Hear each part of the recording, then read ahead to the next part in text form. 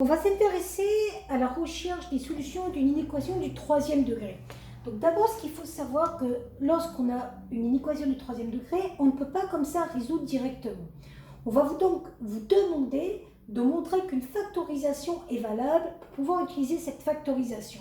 Donc je vais développer cette factorisation et vérifier que je tombe bien sur ça. Donc comment on développe? Le x sur le x au carré, ça va donner x cube. Le x sur le moins 2x au carré, le x sur le plus 1, plus x. Je passe après au 1. Le 1 sur le x au carré, plus x au carré, le 1 sur le moins 2x, moins 2x, le 1 sur le 1, plus 1. Je vais regrouper les carrés ensemble, les cubes ensemble, les x ensemble et les nombres seuls ensemble.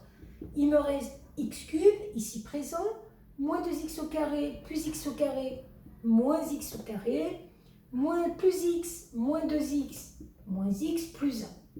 Et vous voyez que je tombe sur exactement la même expression que j'ai au-dessus. Donc pour résoudre cette inéquation inférieure à 0, ça va revenir à résoudre que le produit de ces deux facteurs est inférieur à 0. Je vais donc faire un tableau de signes. Et dans ce tableau de signes, je vais donc mettre moins l'infini plus l'infini, le signe du premier facteur, le signe du second facteur, puis le produit. Alors, on va chercher pour chaque facteur la valeur qui annule. On va donc commencer par x plus 1 égale 0. J'arrive donc à la première valeur qui annule, x égale moins 1.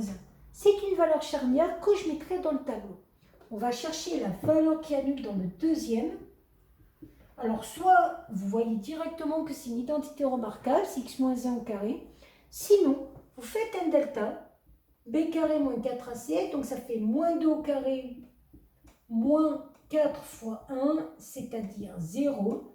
Vous avez une solution qui est égale à moins b sur 2a, c'est-à-dire moins 2 sur 2, c'est-à-dire 1. Donc vous allez avoir une deuxième valeur qui annule, c'est 1. Donc je vais placer dans notre croissant ces deux valeurs charnières et on va pouvoir compléter le tableau de signes. X plus 1, c'est une fonction affine. Ça s'annule en moins 1.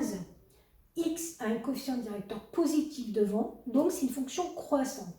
Elle va donc passer du moins jusqu'à la valeur qui annule au plus. Voilà pour le signe du premier facteur. X carré moins 2x plus 1, c'est une parabole. Et c'est une parabole qui a une particularité, c'est que la valeur qui annule l'expression, il n'y en a qu'une et c'est 1. Donc c'est une parabole en gros qui va être comme ceci, avec ici 1. On remarque que c'est positif parce que le coefficient directeur devant, le coefficient devant x au carré est positif. J'ai donc des signes plus partout. Et en 1, j'ai une valeur qui annule. Puis je fais la règle des produits.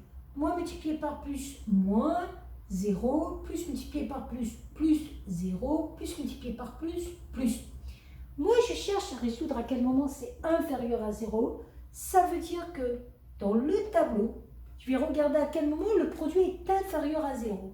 C'est ici. Donc, en remontant sur la ligne des x, je vais donc avoir comme valeur moins l'infini moins 1.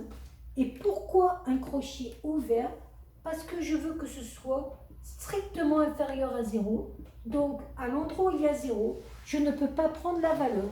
Voilà.